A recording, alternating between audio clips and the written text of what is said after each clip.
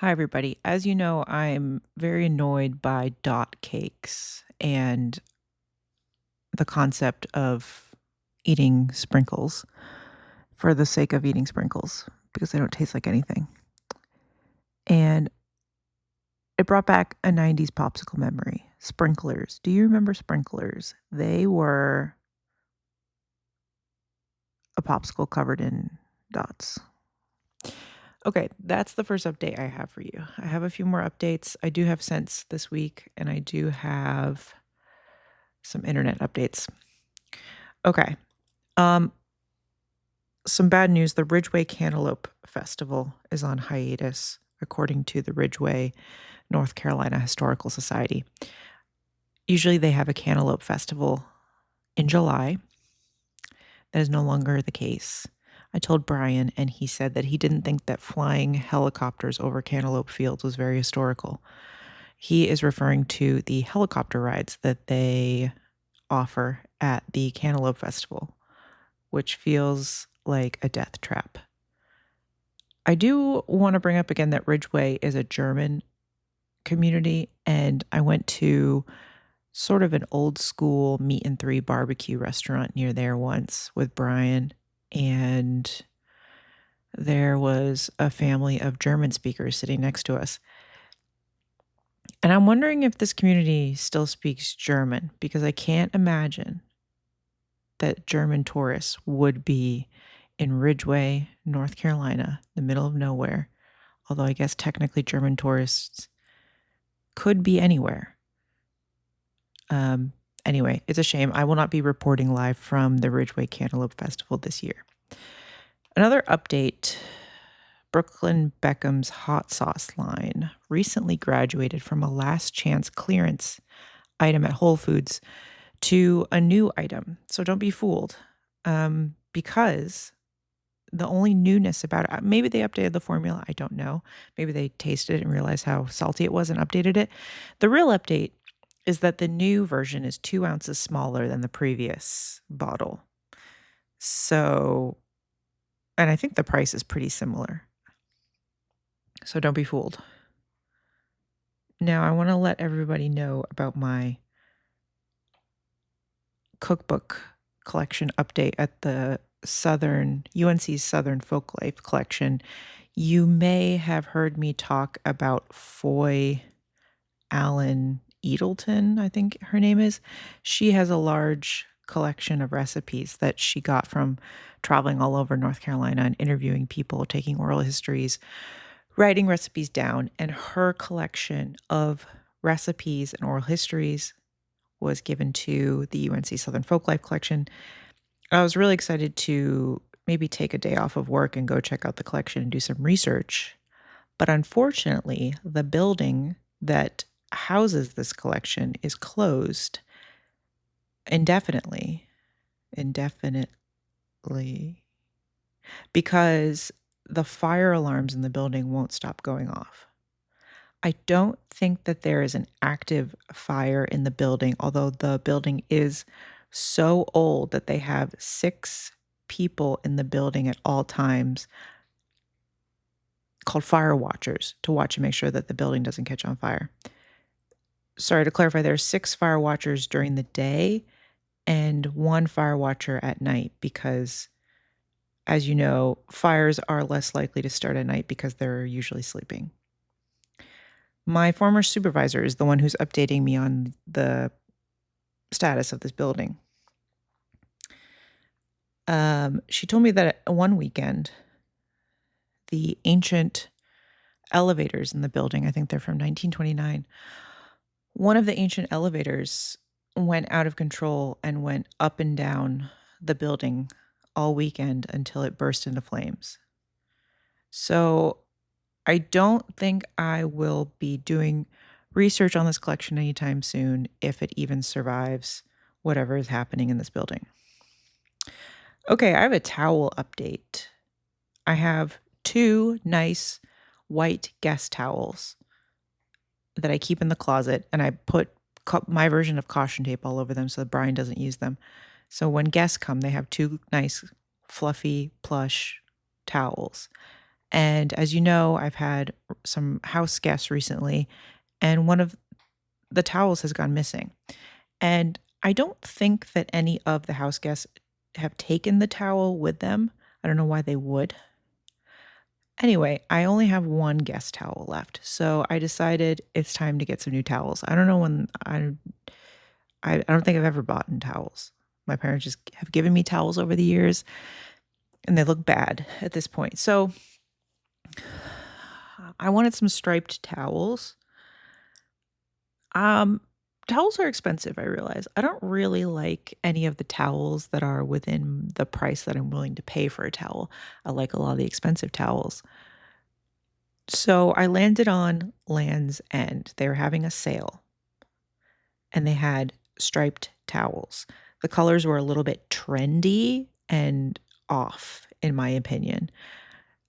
I mean, as someone who was basically born outside of the LL Bean store in Portland, Maine, my mom literally went into labor with me there. I love LL Bean. I love to support the brand, even though they have outsourced all of their quality's gone downhill. Let's be real. But they have the worst color. Like, they've hired a colorblind person to pick out all their colors. They choose the worst colors for their products. And I think Land's End is doing the same thing. The colors felt very Instagram 2022 or whenever that checkerboard pattern took over and was on every Instagram product, like the white and mauve or like white and slightly olive pale green checkerboard pattern. You know what I'm talking about. The color scheme also sort of reminded me of this striped cotton t-shirt collection at J. Crew that was circa summer 2005, and it had thick horizontal white stripes with neon spring baby colors. So that I had like a white and navy, or sorry, I had a white and neon baby blue, a white and neon green. I had a couple, and a pink one. I love those shirts. Anyway, I ended up getting blue, green, and lilac striped towels. When I put them in the dryer, by the way, my dryer works again. I put them in the dryer. While I washed them, I put them in the dryer. The lint that they created was baby blue. It was beautiful. And it reminded me of the springtime Oreos that they used to release, where they had the light baby blue filling. I regret not buying gold or yellow towels. I love gold and yellow, and I don't ever end up buying anything gold and yellow, and I don't know why. I'm constantly buying blue things. Okay, the point of this story is that I told Brian to look at the new towels folded up in the closet. He opened up the closet and he said, "Wow, they look like zebra stripe gum." RIP. They really do look like zebra stripe gum. And they're fine. I mean, it's perfect actually, because I can't be too attached to towels that are going to degrade and apparently disappear from my home. So I just need a towel that does the job. And these are that. Let's get into scents. Before I get into scents, though, I wrote one more thought. It's not really an update, more of a thought. There's a garden spectrum that I'm creating in my head. On one end of the spectrum is Home Depot garden, that is composed of plants exclusively purchased from Home Depot. And then on the other end of the spectrum is native plant garden that looks like you've abandoned your home. I'd like to, I'm really into gardening now. I'd like to fall somewhere in the middle there. I mean, I'd like to not have any Home Depot plants if I could help it. But this is a concept that I'm working on. I'll let you know how it develops.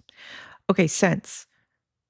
Don't wear Le Labo Patchouli unless you want to reek of a permanent marker all day, or Mr. Sketch brand cherry scented marker from the 90s that they would give you when you started first grade. And they would give you a set of Mr. Sketch markers that all smelled. And the cherry one kind of smelled like a permanent marker. Maybe a permanent marker kind of smells like cherry. That's what Le Labo Patchouli smells like. And it has lasting power. Unfortunately, my favorite Le Labo does not last at all, but the ones that I hate linger. On Friday night, Brian smelled like getting picked up from the airport. I told him this and he got upset. I ordered more scents from Scent Split because they emailed me a 20% off coupon, not to brag, but it expired within 7 days, which I didn't realize. So then by the time I filled out a cart, which takes a while to pick out all the scents you want, I realized the coupon was expired and I was like, well, what is my time worth? I just spent an hour in my life doing this. 20% off, it doesn't even cover it. So I'm just going to buy it. So I have more scents coming.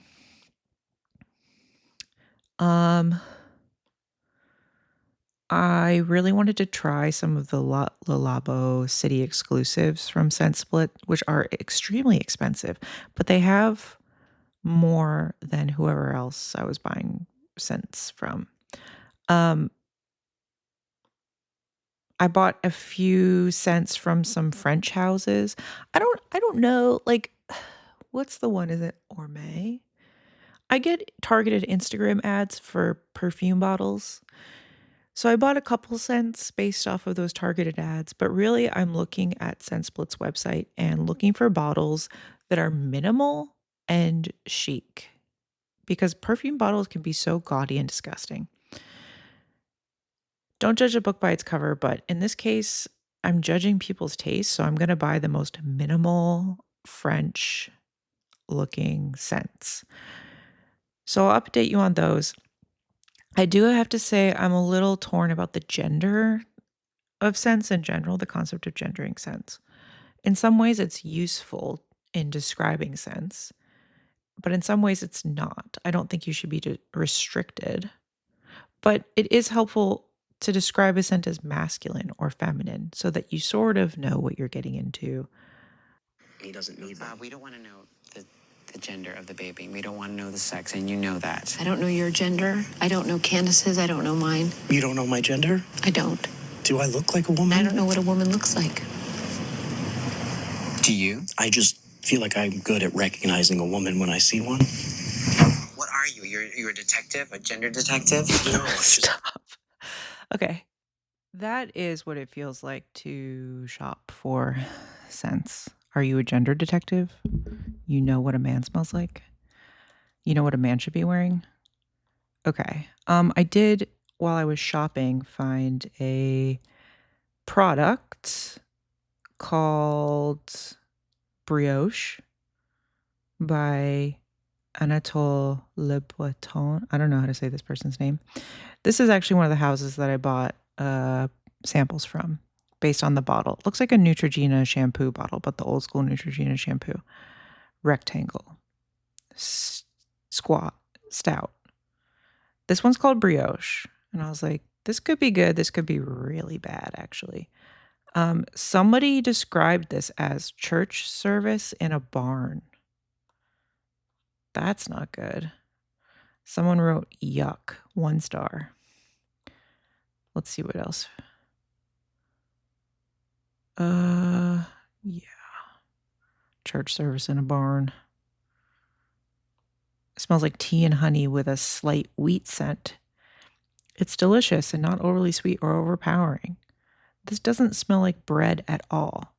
Russian tea by Milano. I guess that's a scent. Something about it makes me nauseous. Okay. Starchy, chewy vibes, but also airy at the same time. Brioche. Okay. Let's review Fern Winter 26. Let's read the official description. They have a website now. I don't know if I just couldn't find their website before because I'm a moron or if they just launched a website, but I can access their website now.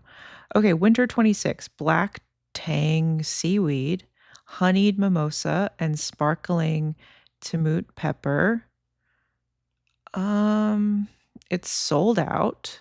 They have a seasonal film attached. You could watch it. It looks like it takes place in a lighthouse. Okay.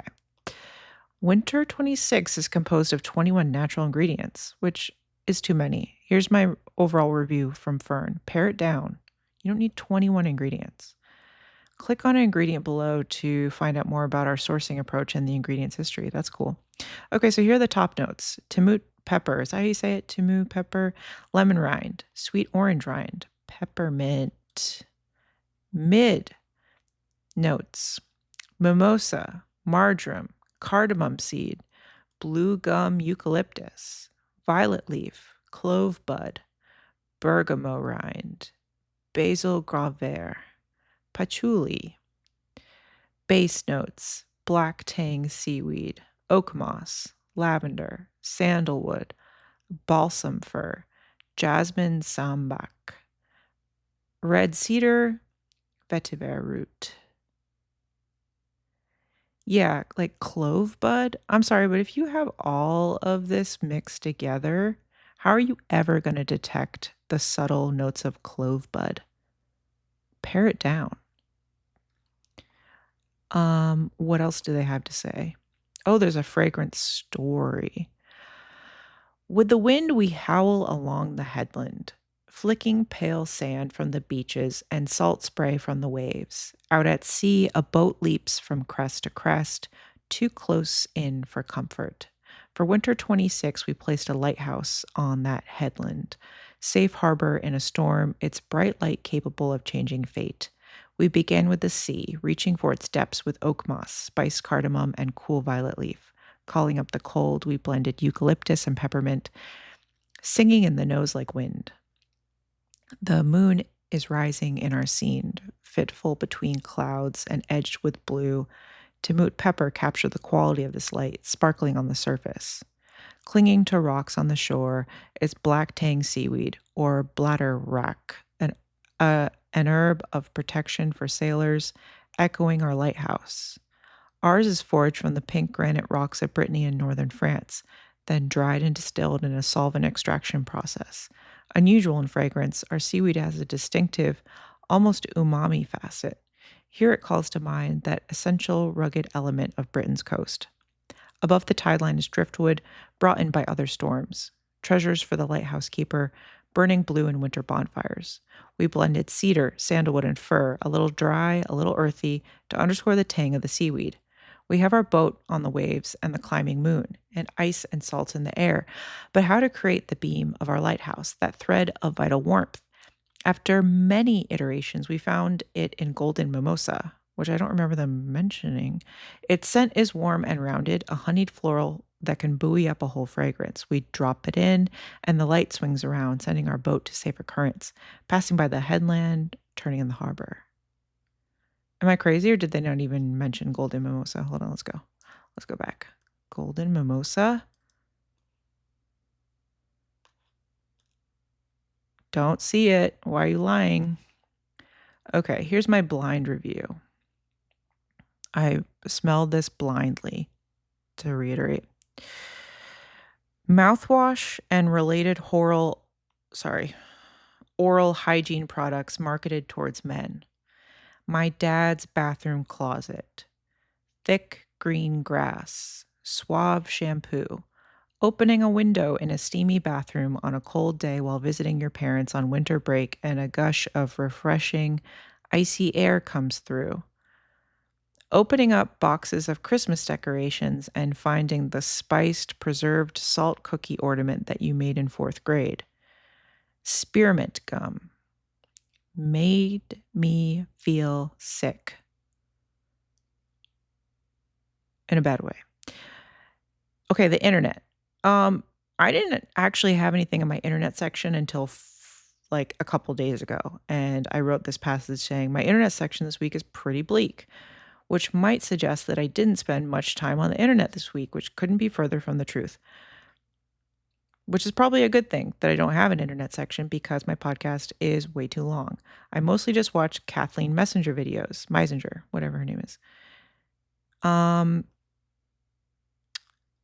I've also been watching a fair amount of Mr. Global, which sounds like a bootleg version of the rapper Pitbull. If you are at all interested in the explanations behind food, gas, prices, and how it affects the global market, check out Mr. Global. I was weary of him at first. I was like, is this a Trumper? No, he absolutely is not. Very critical of the current administration. And I think he deeply, deeply understands the oil and gas market and often corrects news headlines. He corrects what politicians are saying. He just has like such a good depth of knowledge of what's actually going on, and I've learned so much from him. My favorite thing that I've learned so far is that when people reference oil prices, first of all, you could reference Brent crude, which is more reflective of the global market, I believe, or WTI, which is reflective of the American oil market. People often in the news refer to oil barrel prices based on the futures price, which when you Google the price of a barrel of oil, you're going to probably be finding the futures price. And the futures market and the physical market, they used to be like on a chart very aligned. Like, so you could just reference the futures price of a barrel of oil and be on target with what the actual real world physical price of oil was. But ever since this war in Iran broke out in March or so, those two prices have diverged. And the futures price, the paper price, is no longer a reflection of the physical reality of what oil costs. So when people are referencing these prices now, you really have to know what they're talking about because there are two different prices now.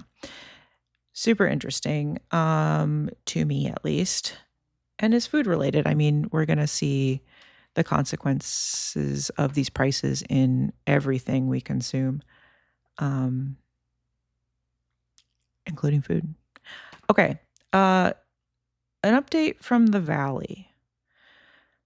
Brittany is recovering from having surgery after hosting a crab boil. She's recovering from having surgery after having hosted a crab boil the night before her surgery. So it's like a double recovery. Anyway, what is she eating on her recovery journey? Chili. And then her friend brings over a giant Ziploc bag of spaghetti. There's something haunting about loose spaghetti in a giant Ziploc freezer bag. I do have a really scary flash photo of my sister's hand holding up a big Ziploc bag full of loose spaghetti at a party we once went to in Chicago. And I think it was like spaghetti themed or something. And I remember people were telling ghost stories at it. So actually, it was pretty spooky. Why was it pasta themed? I don't remember. Anyway, everybody took Ziploc bags of spaghetti home, which is frightening. Ooh, what is this mysterious Instagram link? Let's click on it. Oh, okay. So here's someone named Lauren Dozier. Hold on. Okay, Lauren Dozier, whoever you are, made oh my God, it's so glorious. A cookie cake of sorts, she says. Frosted animal cracker cake turned out to look a bit like an amorphous blob. Don't be so hard on yourself. This looks incredible. It's clearly an elephant. It kind of looks like a tooth that's waving. Definitely an elephant with little sprinkles on it. It looks divine. Oh my God. Let's see. She's cutting it open. It does have layers. What's inside? I don't know. Oh, sprinkles? I don't need that. It looks so good. Okay. Bush's Baked Beans has released some new flavors, including a rocket pop flavored baked bean. I told Brian this and he said, no. Okay, local hero Deli and Catering is located in Pawtucket, Rhode Island. It has 4.9 stars on Google Maps. They came across my TikTok feed because the owner wanted to share his deceased mother's macaroni salad recipe against her wishes, but she's dead now, so it doesn't matter. Okay, here's what it is: half a red onion, 1 green bell pepper, half of a leek, pulsed in a food processor, 1 pound of elbow macaroni, half a cup of mayonnaise, half a cup of Parmesan peppercorn dressing. Ooh. 1 tablespoon of onion powder, 1 tablespoon of garlic powder, 1 tablespoon of kosher salt, white pepper. Sounds great. I might have to make this actually. I've been thinking, like, why don't I just add some Caesar dressing to my pasta salad? I mean, why not? That kale Caesar.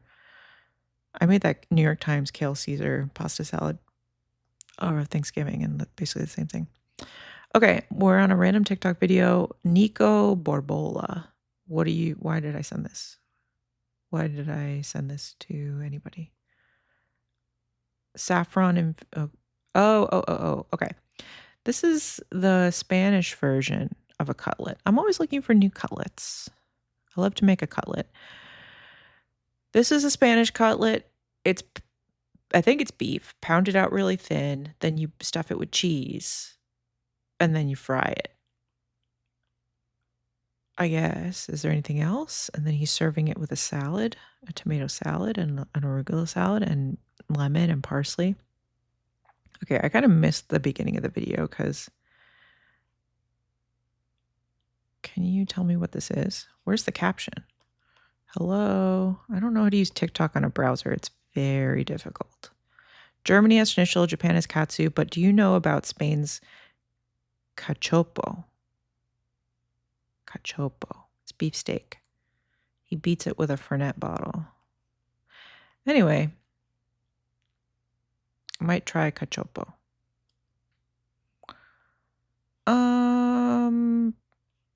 What other crap do we have? 90 day food update. There's a character on 90 Day Diaries called Evelyn.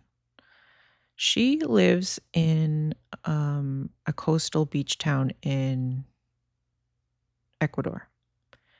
Forget the name. Anyway, I was looking up restaurants in her beach town to see what their food selection is, and I found a restaurant sort of up in the mountains close to the beach that she's from called Boring Restaurant. It's very bizarre. It looks incredibly expensive. It has very bizarre reviews. I'm going to read you one of the reviews. Okay. Orlando Bell, 3 years ago, gave it 2 stars. He said, I was disappointed with the customer service. Our server, Giovanni, was particularly rude, and I think he spat in my beer. We will not be returning. Boring Restaurant, the owner, responded, Hello, I am sorry, but Giovanni recently contacted cancer and dementia at the same time. I think he meant contracted. So your review is offensive toward people with dementia. So I'm going to ask you to please consider your actions when next making a review. Furthermore, I will have to ban you from this restaurant, and for the love of John, you will never return. This is because the referee in the England versus France game was bluntly racist and does not respect common decency. Also, you should ask him for money to build your own restaurant, as he is now the second richest man in the world, as Qatar have paid him. You can also ask for his French citizenship, as he will do anything as long as he is paid. You will do this to go to France, far away from Ecuador, and never return. Thank you, and I hope you return soon. Love, Billy Bob. So after I read that review, I was like, okay, this restaurant's fake. Because every review is like this. It's absolutely insane. I highly recommend that you check it out. Boring Restaurant, all lowercase, has 4.5 stars. It's in Progreso. It's in Viva a la Costa, Progreso, Ecuador. They have burgers and pina coladas. Okay.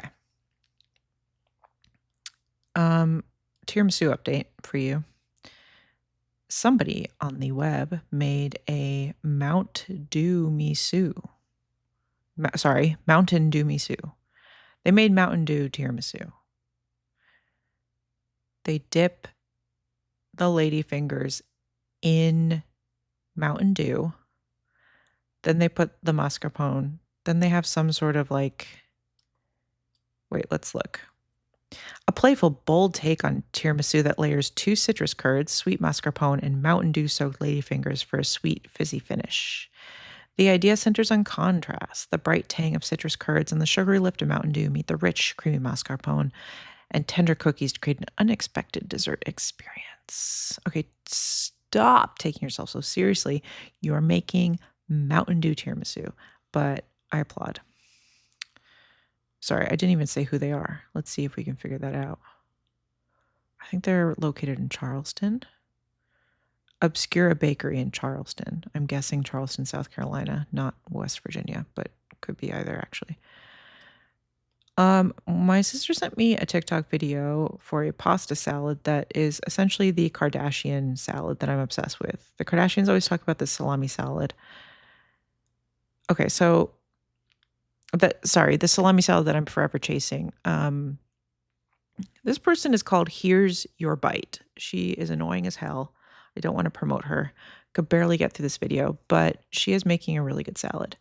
What's in it? Unfortunately, we're going to have to start at the beginning. It's olives. It's salami. It's sliced grape tomatoes. It's jarred anchovies, calcitrano olives, olive oil, red wine vinegar, mustard. I don't know what she's putting in there. Dried oregano, parm. She's making dressing right now. Ooh, she's toasting the salami. I like that. Getting it nice and fatty. I mean, it's fatty. It's just like she's, you know what I mean? She's rendering it. She cooks tricolor pasta al dente. And then she puts everything together. Did I miss any ingredients? Ooh, it looks like some diced pepperoncini in there. That's the missing element. Ooh, some torn basil at the end, a lot more parm, and then the dressing. Yeah, this looks incredible. But unfortunately, she seems really annoying. Okay. A couple more updates before I get into what I ate last week. I went to a pretty crazy estate sale, or like a downsizing sale. The former mayor of Roxborough, North Carolina, was downsizing his home and was clearly an insane collector. Had a lot of insane stuff. Had Thomas Day couches. I really wanted this Thomas Day couch that he had. Oh my God. It was like really dark wood, and then the like this ribbed, beautiful red plush in like seating. What do you call it? What do you call the couch cushions? Couch cushions, but they were built into the wood. Oh my God. It just felt like imagine just like a dream Valentine's Day, like red velvet ribbed plush experience. Oh my God. It was glorious. I got into a bidding war. I got into a lot of bidding wars, but I was like, I can't just like spend hundreds of dollars on this stuff. Brian was in bidding wars on some old cookbooks. There was a collection of spiral bound cookbooks that we wanted, but it was just getting out of control. Then there was a pair of cookbooks called Food to Die For and Food to Live For. The Food to Die For book was a book of funeral food, which I was really into. I think I can probably find it on eBay. Anyway, there was this other book called Favorite Recipes of the Lower Cape Fear from 1980. And a lot of interest. Someone on Reddit posted a lot of the recipes from inside of it. Teenage Punch is a recipe. 1 large can of orange juice and 2 quarts of ginger ale. Pretty boring. Strawberry acid. Okay. Walker Punch. Where is the recipe I want to talk about? Oh, Rink Tum Diddy. Have you ever had Rink Tum Diddy? I have not, but here's the recipe. Lump of butter, 2 pounds of American cheese, 2 eggs, yolks and whites, beaten separately, Worcestershire sauce, green pepper chopped fine, 1 can tomato soup, beer, sherry, or ginger ale, saltine crackers, Brown the butter. Add the chopped cheese. When melted, add the egg yolks into which have been beaten with the condiments. Then add the tomato soup. Add the well-beaten egg whites and beer or sherry to taste. Serve on saltine crackers. Okay. The last update from the internet, Crumble has released a dirty soda. People on TikTok who work at Crumble are saying that people are coming in like multiple times a day to order this Crumble dirty soda, and they're worried for their health and safety. I think it has like 180 grams of sugar or something like that. Meanwhile, the Crumble CEO lives in a gigantic home, as you might imagine, that they bought from the profits of their products that will cause the loss of countless feet. Okay. Last week, June 15th, 2026, it was a Monday, 9 a.m. Counterculture coffee with half and half, made at home. 10 a.m. macaroni salad with a hard-boiled egg, made at home. 1 p.m. Dots pretzels. 3 p.m. better sour mango gummy shells. 6:30 p.m. cheese pizza with purple basil, made at home. 7:30 p.m. mocha malt tiramisu, made at home.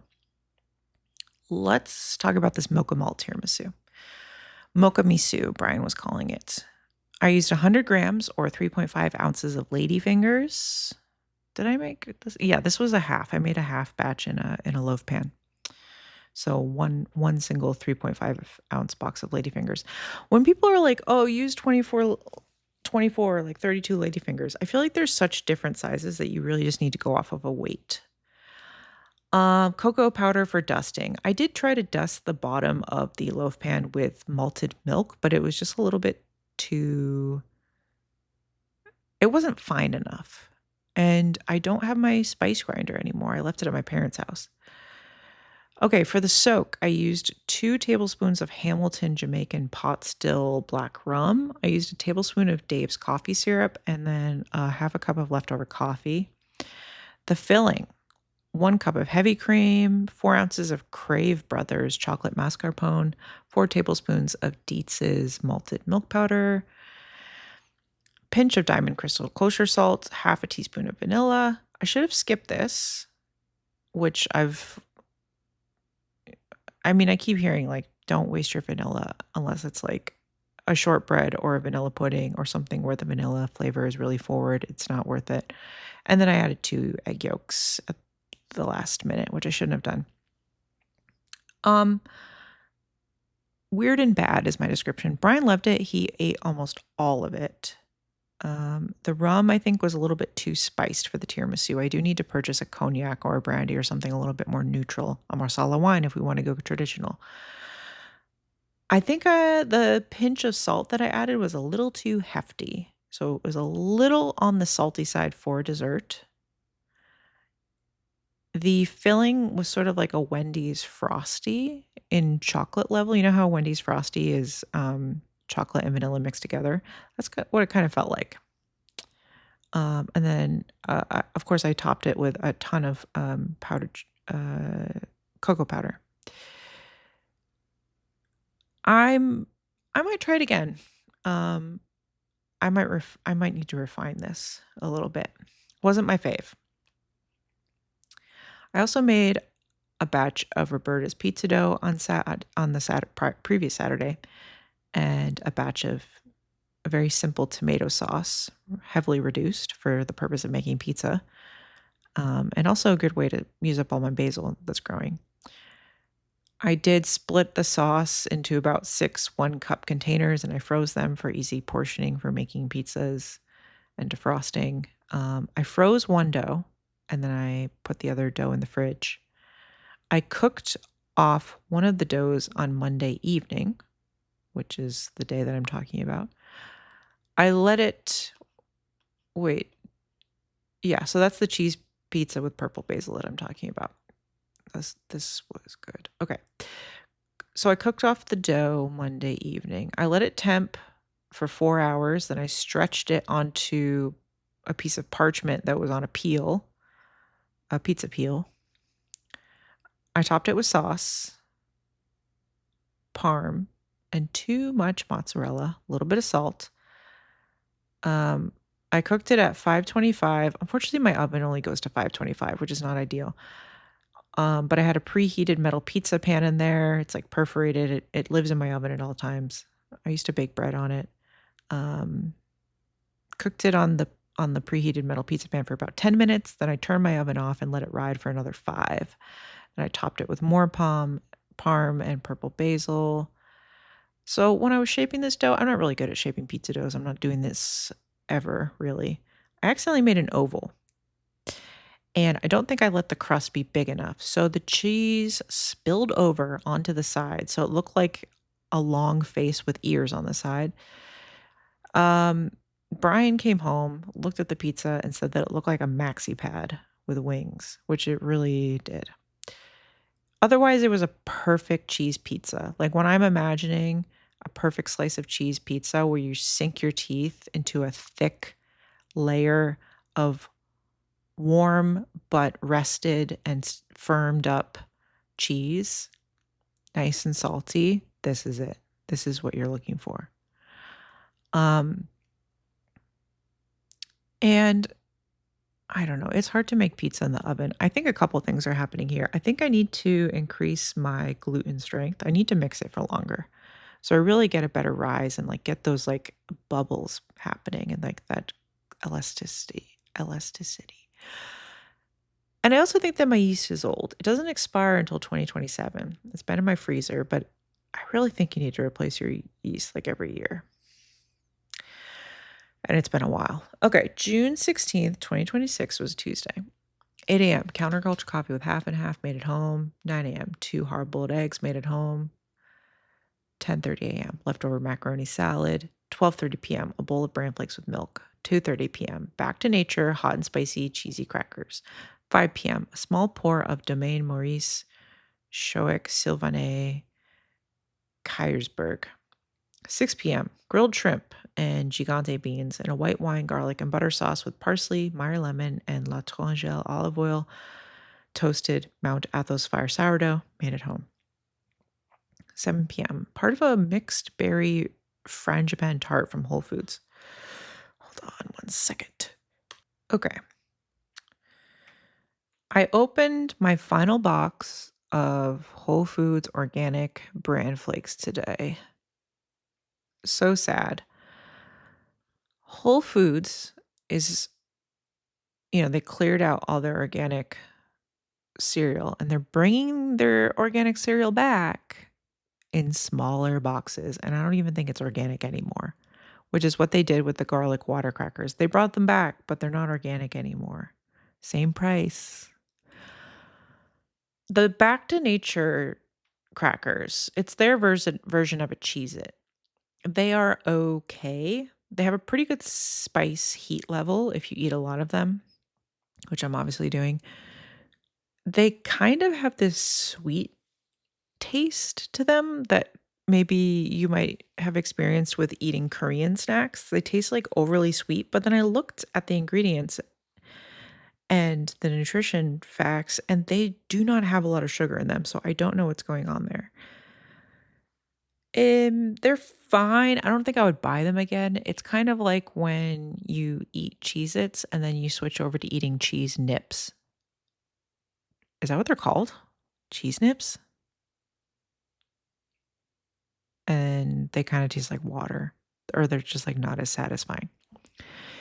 This wine that I got, it tasted like a cooking wine or like a sake. Paid $25 for it. It's an Alsatian wine. It is a Sylvanet grape. It's the opposite of dynamic, flat. I guess that's what happens when you buy wine at a heavily curated aesthetic bookstore in a small town in North Carolina. After spending a day in Roxborough, which like freaking rocks, Roxborough rocks, it's not gentrified at all. There are weird old people with weird tattoos there. It's crumbly, it's fallen apart, but there are like all these local businesses. It's just an interesting place to be, like old theater, old pharmacy, like thriving small businesses. And I feel like And that's the county seat of the county next door to us. Now, the county we're in, Oxford, is the county seat. And the only businesses there that you can go to are like people who moved back in their 40s and decided to like start an expensive, heavily curated business that nobody needs. It's such a different experience, and I don't know why our town is like that. Anyway, there's a bookstore that sells used books at a premium, and then they have a huge shelf of wine, and they have a coffee bar. It's very beautiful. They did a nice job, but it's like that's not why I go to a small town. Like, I left cities to get away from this bullshit. I wanna be in authentic spaces that aren't gentrified, and then people follow you to these small towns and gentrify them. That's what's going on in my town, and that's where I went to. I went to this bookstore and bought this stupid wine. Let me tell you about it. Notes of sweet corn and an enticing mix of stone fruit and orchard blossom are the hallmarks of this white wine. There's a pleasant zest on the long, mouth-watering finish. No, I don't think so. What's the rating on Wine Enthusiast? 90. I don't know how long this bottle of wine has been sitting on the shelf upright, not stored properly on its side. So I could see it being a little bit of a miss in that sense. Great cooking wine. This will be a great wine to cook with. I made a separated shrimp scampi, I will say. I made shrimp scampi with beans instead of pasta for dinner. Brian grilled off some shrimp the previous night on his parents' grill. And then we were finally back at our house. We were done dog sitting, so I made dinner at home. So I had the grilled shrimp. So I put 4 tablespoons of butter in a pan with half of a white onion diced, 4 cloves of garlic, minced, chili flakes. Let that sizzle out, and then I put in a big glug of the Sylvanet wine from the fancy bookstore. I added some gigante beans that I had cooked that day. They're the Whole Foods gigante beans that I got on sale. And then I just added the grilled shrimp at the very end just to heat them up a little bit. And then I topped with parsley, Meyer lemon, black pepper, and parm. It was good. I think I let it reduce a little bit too far. I was trying to warm the shrimp up all the way through, and I think I reduced it a little bit too much. Like a looser, more tomatoey butter sauce would have been perfect, I think. But it was good. This was technically my anniversary with Brian, so he brought me a small fruit tart from Whole Foods, which was disgusting. It was covered in glossy, perfectly tart berries. The tart shell was lovely and perfect, but the tart filling itself was dry as hell. I was expecting maybe a custard or a pastry cream filling. No, it was a frangipan filling that baked into a dry, crumbly mess that was somewhere in between like a very dry, disappointing chocolate chip cookie and a quick bread. Not Brian's fault. I don't know why people produce and consume frangipan, in my opinion. It's disgusting. So avoid the Whole Foods Market Berry Frangipan Tart 4 inches. That's the product name. But thank you for your thoughts, Brian. The fruit was delicious. June 17th, 2026. It was a Wednesday. 7 a.m. Counterculture coffee with half and half made at home. 11 a.m. A hard-boiled egg and mac salad at the office. Cake Room. A $2 off coupon to Yogurt Pump in Chapel Hill. And New York Times cooking page-a-day recipes for chorizo taquitos. No bake melon cheesecake bars. Gingery meatballs in tomato sauce. Dumpling tomato salad with chili crisp vinaigrette. Charleston red rice. And green strata with goat cheese and herbs. 4 p.m., a bottle of Health-Ade blood orange, carrot, and ginger kombucha, and Back to Nature hot and spicy cheese crackers. 6 p.m., chuck roast and mashed potatoes with gravy, green beans, frozen Cheesecake Factory wheat baguette with salted butter, iceberg salad with ranch dressing, olive, tomatoes, cucumbers, walnuts, and dried cranberries, a small pour of red wine, and vanilla ice cream with hot fudge, Cool Whip, finely chopped walnuts, and a maraschino cherry made by Brian's mom. When I say walnuts and dried cranberries on the salad, you know that is Brian's mom purchasing the salad topper bags of salad topper ingredients from Food Lion, which they sell. Food Lion sells these bags called like salad toppers. It's the craziest thing I've ever seen. Okay. My New York Times cooking widget on my phone on this day tried to make me read the Bowen Yang Mapo tofu. Bowen Yang's Mapo tofu. That's great. I'm sure he has a great Mapo tofu, but nobody will ever beat the Mission Chinese Mapo tofu. You can make it with meat. They also have a vegan version. Both are incredibly delicious. I've never had a better version of Mapo tofu. I've tried many Mapo tofus all around the country. I've never been to China and eat Mapo tofu. But you cannot beat the Mission Chinese Mapo tofu. I'm biased because I used to make it at Mission Chinese. Just make the recipe. Though this kombucha was good, but I wish it had more carrot flavor. I do like a carrot juice flavor. The ginger flavor was nice and spicy. So Brian's great uncle was in town, so we were supposed to go over to Brian's parents' house for a roast. Then, Wednesday, this is Wednesday that I'm talking. Well, I found out about this a couple days before. So Wednesday morning, I go into the office. Brian's mom leaves me a voicemail to tell me that the great uncle was actually going to go out to dinner with a friend, his friend named Russell. So we were not going to have dinner anymore. We were not going to cook a roast. Perfect. So I went to the grocery store after work to buy ingredients to make a baked cauliflower macaroni and cheese. And I went home and started cooking. Brian got home early that day to pull the garlic out of the field. And he said, "Are you cooking dinner?" And I said, "Yeah. Your mom canceled dinner tonight." And he said, "Well, she called me a couple hours ago and said that my great uncle's friend, Russell, the friend he was supposed to have dinner with, fell in the shower. So we're eating roast at my mom's house tonight." Why didn't anybody tell me this? So I stopped making dinner. And then Brian said, "I'm sorry, I'll go up to my mom's house and I'll tell her that we already started making dinner. And we can just stop by and say hi quick." I said, "Okay." So I started making dinner again. Brian called me about 15 minutes later from his parents' house and said, "You need to come to my parents' house. We're having dinner at my parents' house." So I had to stop making dinner again. So I went up for dinner at Brian's parents' house. Brian's mom fed the dog a big bowl of vanilla ice cream. Brian started screaming, and she said, "What? It's just plain ice cream." This is very much in line with me feeding him Kraft Singles in bed all week. I mean, yeah, he's 14. Sure, give him a giant bowl of plain ice cream. It's just plain ice cream. He's eating Kraft Singles in bed. Like, what does it matter? This does remind me of a dog that I used to work with on the farm who unfortunately died in front of me. It was awful. He had a heart attack. His name was Wilson. He wore hats sometimes.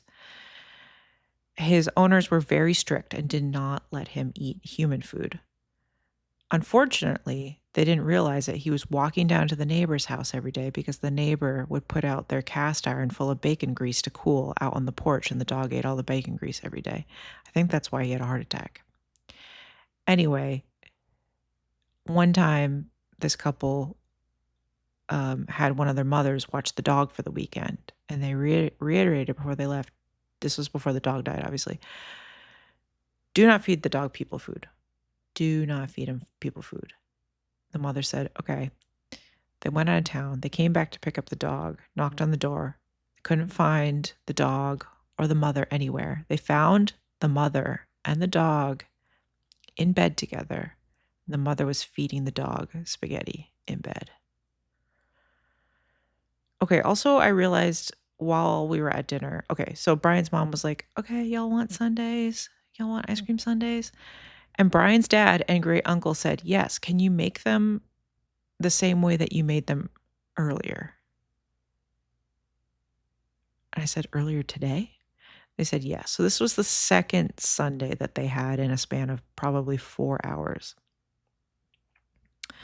Brian's great uncle was telling us about how he makes custom cereal blends by buying different cereals and mixing them together. He said cranberry kashi mixed with total. He said it's really hard to eat cereal without sugar in it. And Brian laughed so loudly because he thought that his great uncle was saying that it is difficult to eat cereal if there isn't any sugar in it. But what he was saying was that it's difficult to eat to eat cereal without any sugar in it because all the cereal has sugar in it. And I agree. I can identify with this 86-year-old man as someone whose favorite brand cereal recently was 86 from the Whole Food shelves. I don't know why this memory occurred to me, but when I worked on the farm, my cat died. Speaking of dogs dying, my cat died like a couple weeks before the dog died. And my kind, sweet coworker, who was a lot younger than me, but we immediately got along. She was like one of three sisters, and I'm one of three sisters. We have the same like age split. So she's basically the same age as my youngest sister. She when my cat died, she she asked me if she could take me to Dunkin' Donuts after work and buy me a donut. And I still laugh about this because I wonder if she thinks because I'm from New England, like that would be a really comforting experience for me to go to Dunkin' Donuts after my cat died. Brian's great uncle's wife, who I've never met because she doesn't want to visit, which I totally understand. She likes to stay in her house. She makes him apple salad twice a week, he told us. I said, "Oh, what is in the apple salad?" And he said, mayonnaise. Okay, June 18th, 2026. It was a Thursday, 8 a.m. Counterculture coffee with half and half made at home. 10 a.m. A handful of back to nature, hot and spicy cheesy crackers.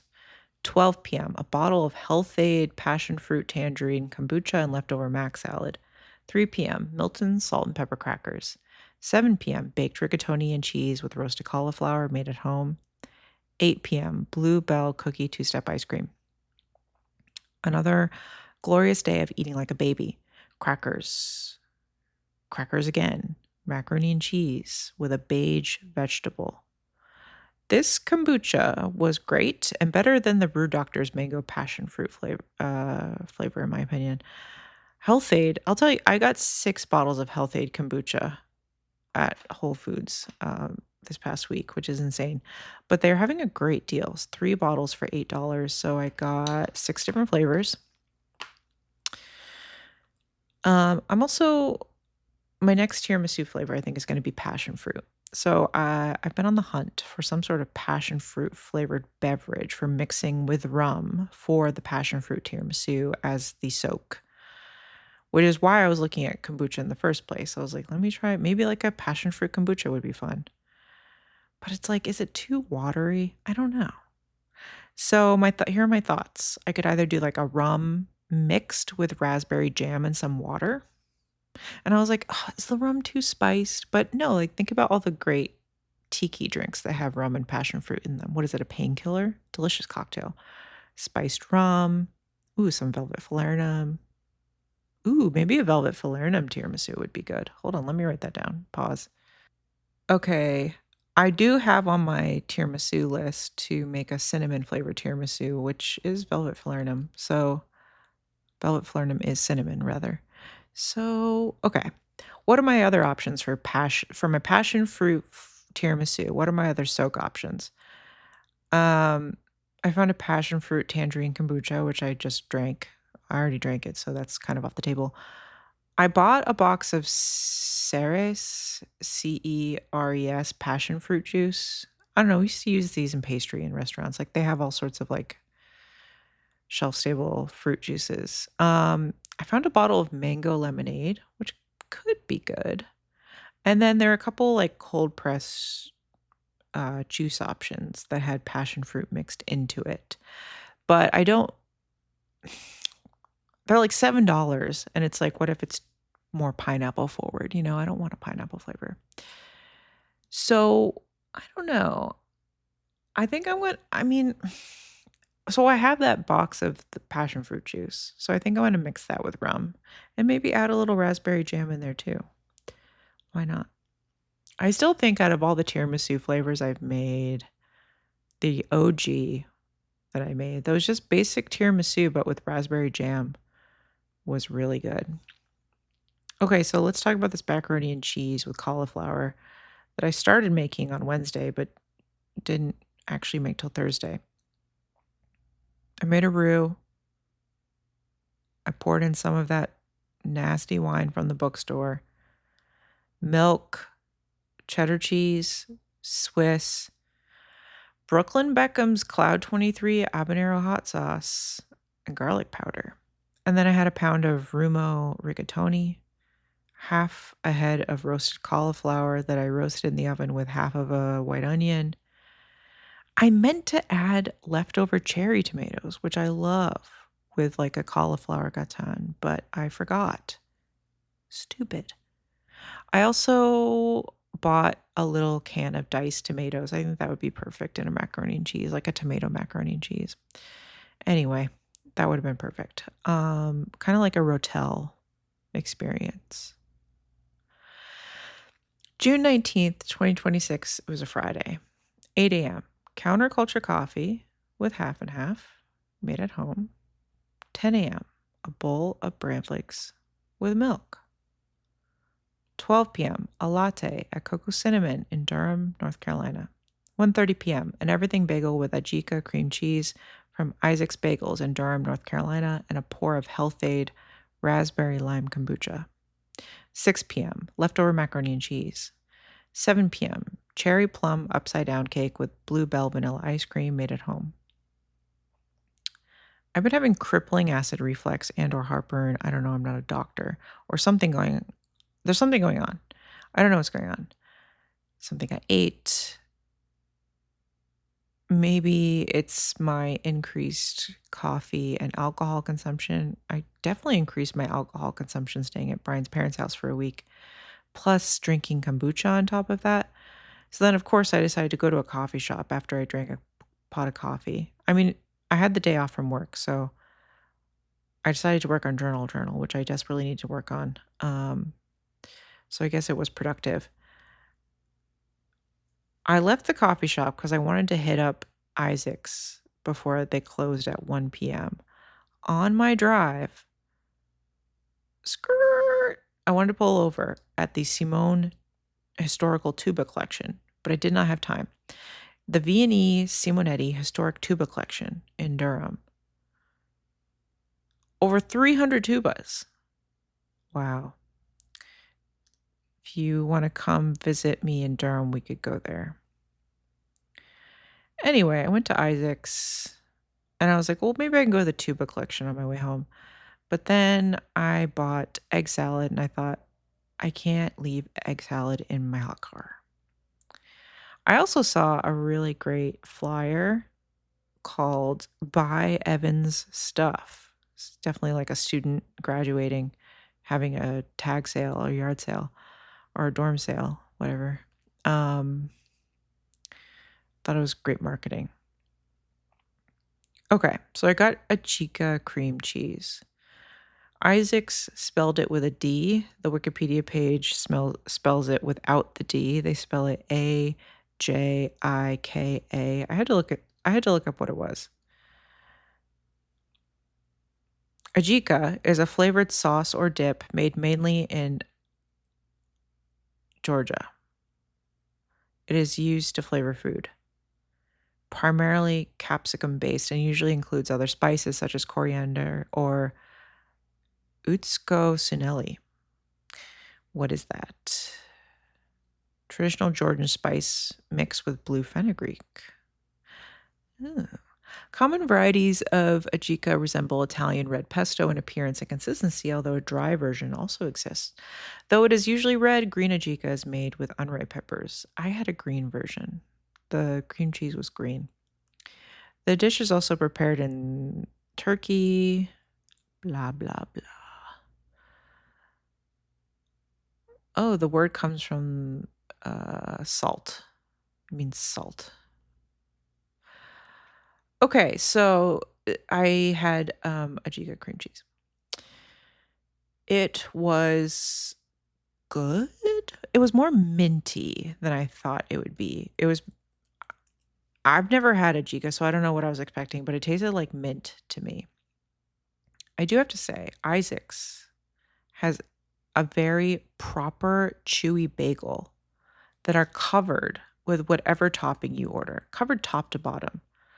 They're really the best bagel that North Carolina has in the area. I met Isaac, the owner, at a party once. And when I found out that he had spent time in New York, I knew that he would be making a proper bagel. He is British, which threw me off. He's Jewish and spent time in New York.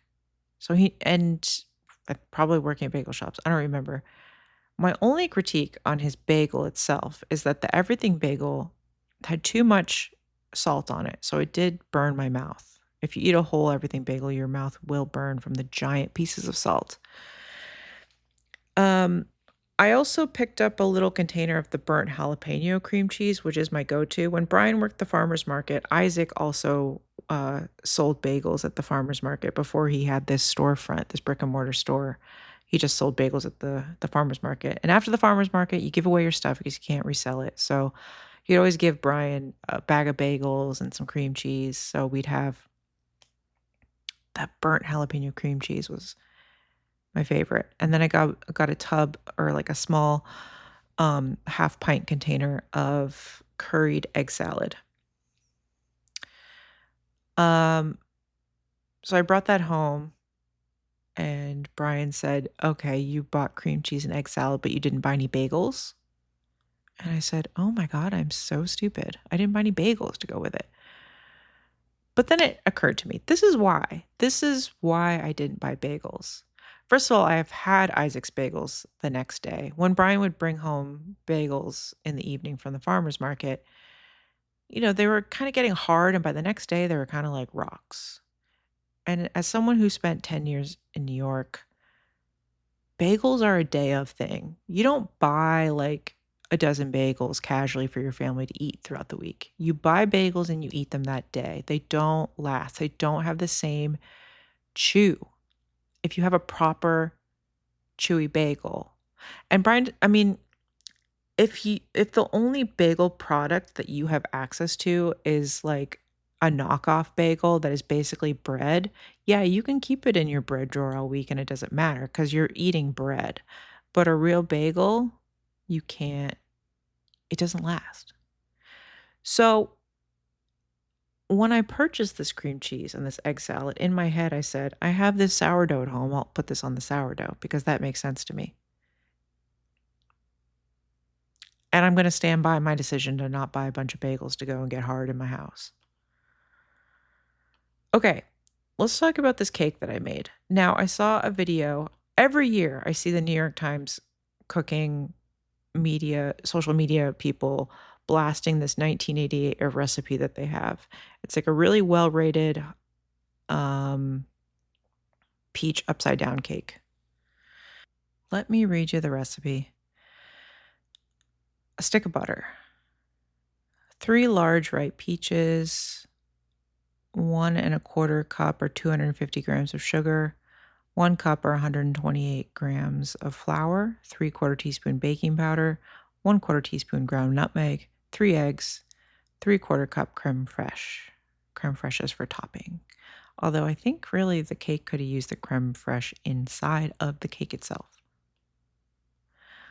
I added salt because recipes from the 80s don't have salt in them, dessert recipes. And I added cinnamon. I was an idiot and did not read the comments before I made this recipe. With a New York Times recipe, you always have to read the comments first. Now, you make a sugar syrup. And there's like a little video that plays in the top, and this person is just pouring like slightly amber sugar syrup over the fruit. And I thought, oh, okay, I'll just make like a, and the directions are so vague. Read the comments because everyone in the comments is like, you have to actually make a caramel. Do not follow the recipe. You have to make a caramel, which I did not do. So I just made an amber, like I reduced the simple syrup down into like an amber thick syrup. And then I poured it over the organic cherry plums that I substituted. And I was like, oh, this seems a bit loose. This seems like a little bit too much. So I put it in the oven to see if it could reduce down further, which maybe was not enough. Now, let me back up and say I didn't have peaches, but I did have this container of Watsonia Organics cherry plums. This is a farm in Monetta, South Carolina. They are certified organic by Clemson University. Gerald A. Watson and Sons are who runs this farm.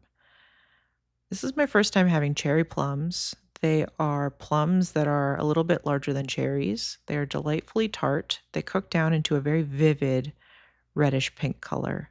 Just delightful. I would definitely cook with them again.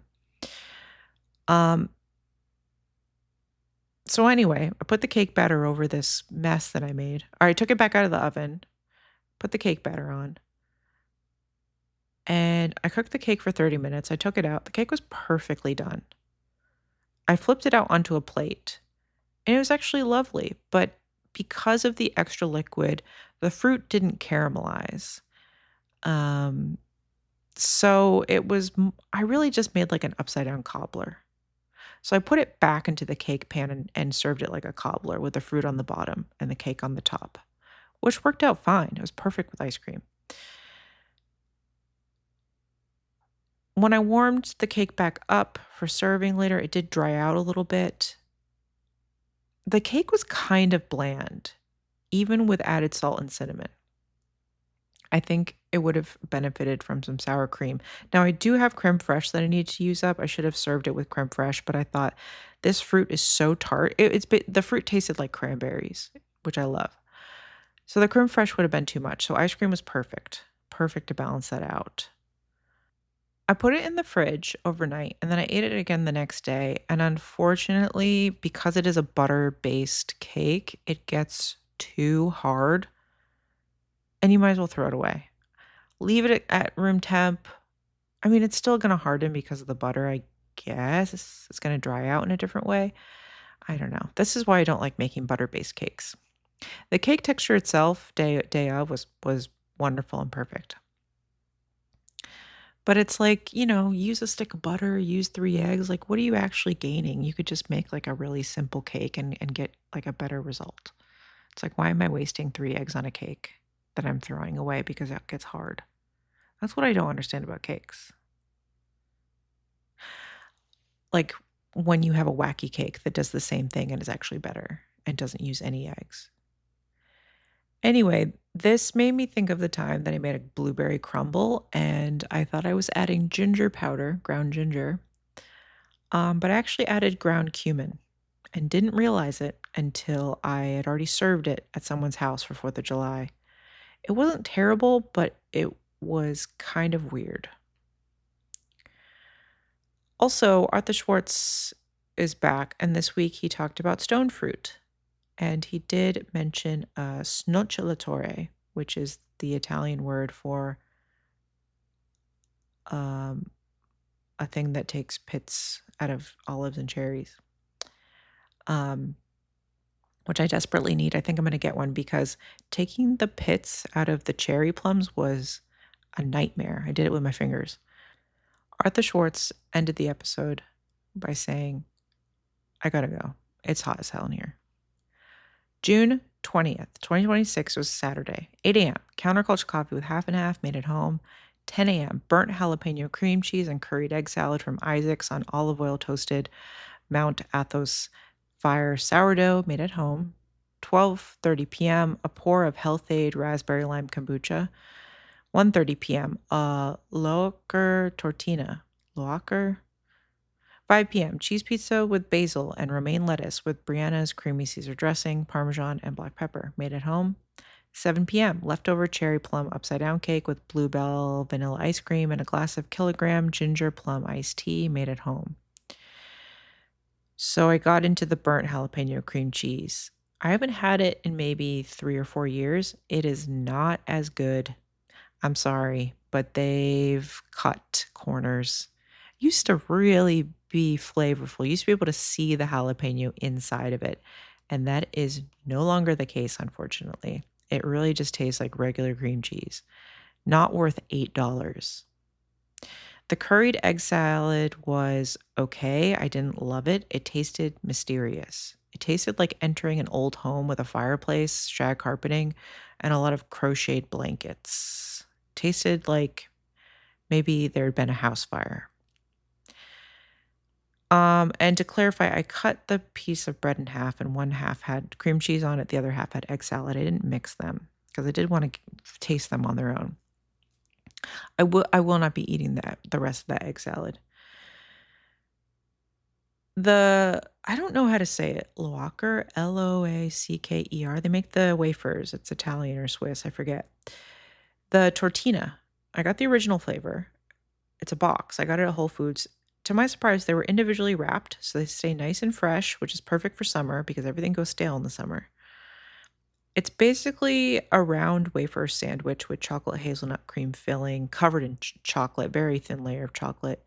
Perfect in the sun. Eat it in the sun because it kind of like gets soft. The first one I had tasted a little like off, like a rancid nut hazelnut flavor, or maybe burnt or over roasted.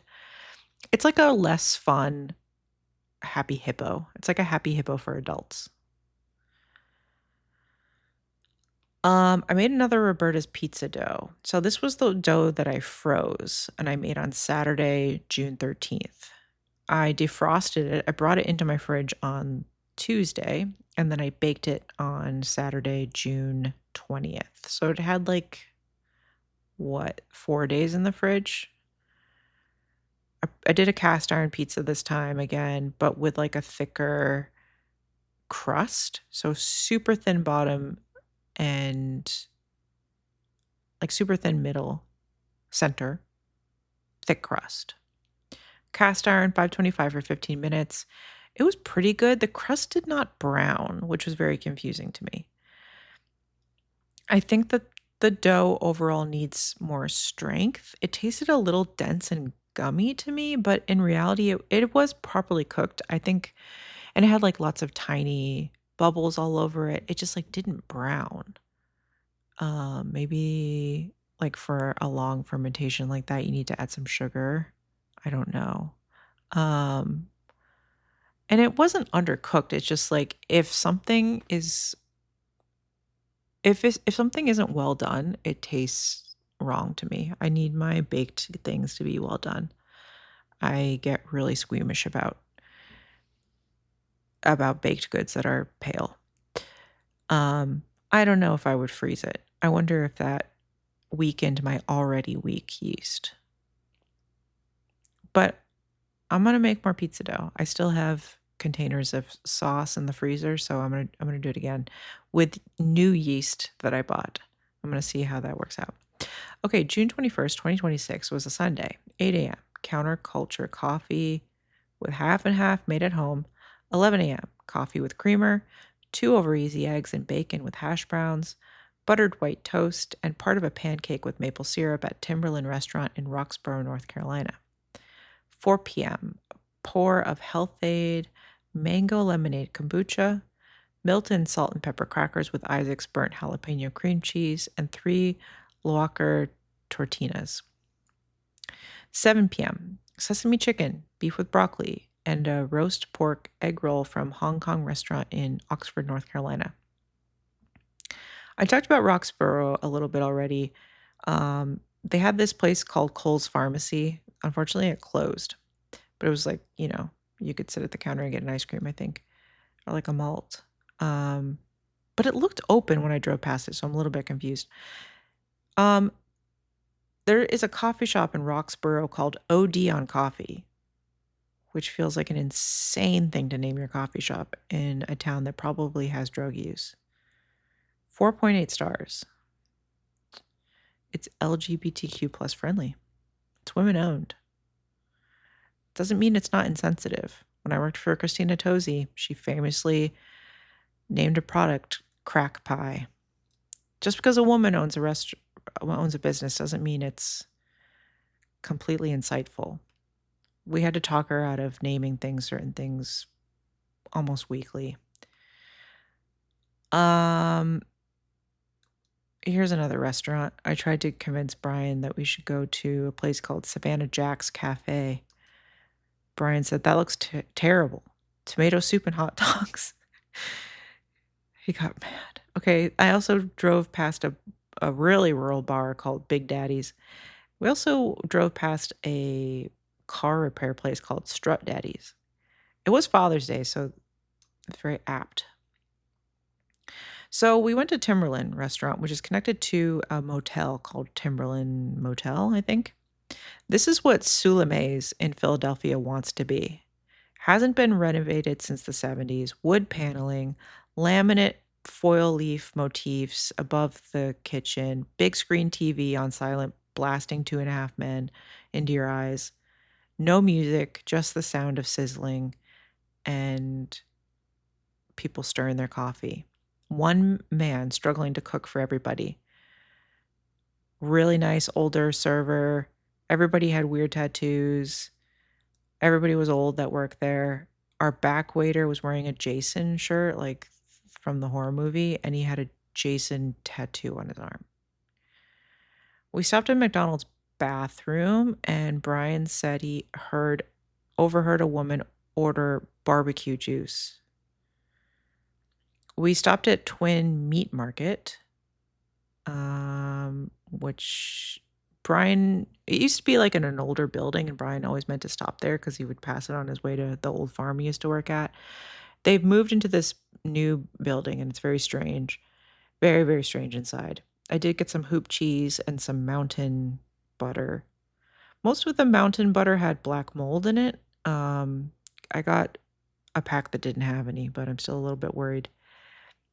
What else did we get? Oh, I got a green tomato. I'm going to make fried green tomatoes. What else did I get? I got some other stuff. Some coconut bonbons that are really weird. You can get them at nuts.com.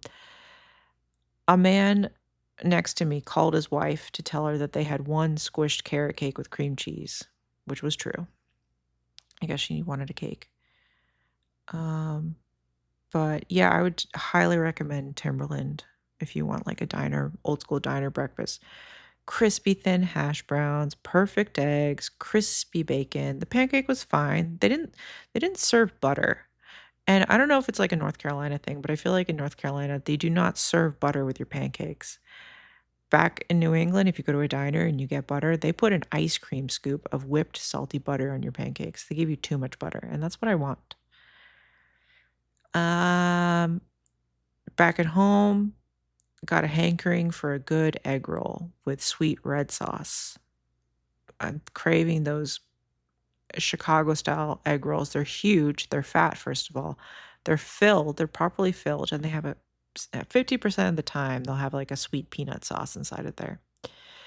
So I said out loud, "Oh my God." It was like 6:45. I was like, "I would love an egg roll." And Brian jumped off the couch and drove as quickly as we could. He pulled me into the car. We drove as quickly as we could to the closest food line. Any food line you go to, there's a Chinese place next door, and we got random ass Chinese food for dinner. It was whatever. Anyway, that's all I got. Bye.